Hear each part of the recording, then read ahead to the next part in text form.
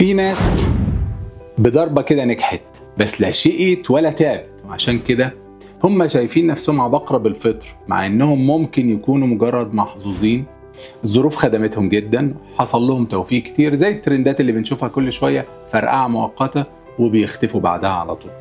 دي بقى اسمها الامبوستر سيندروم، اللي هي ايه؟ اسمها حالة الدجال. هي حالة كده كلها كذب وغير حقيقية بالمرة.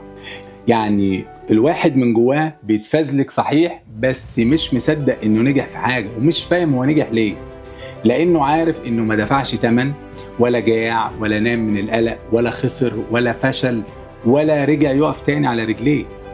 وهو بقى بدل ما يشتغل بيقنع نفسه انه اصلا مختلف ومفيش منه، ولما يفشل دماغه بتطلع مليون عذر. اصلا ما كانش عايز الوظيفة دي، اصل البنت اللي رفضته دي هي اللي خسرانة، اصل المجال اللي محققش فيه ده اكيد مش مهم اصلا. دايما في تبرير للفشل. سقراط زمان كان بيقول ايه؟ اعرف نفسك. احنا دلوقتي بقينا نقول ايه؟ زوق نفسك، غلف ضعفك، مثل على روحك. فما تضحكش على نفسك عشان تكسب صورة، خليك صادق مع نفسك قوي عشان تكسب الحياة. والصادق حتى لو بدأ من تحت، حتى لو بدأ متأخر، دايما بيوصل لفوق.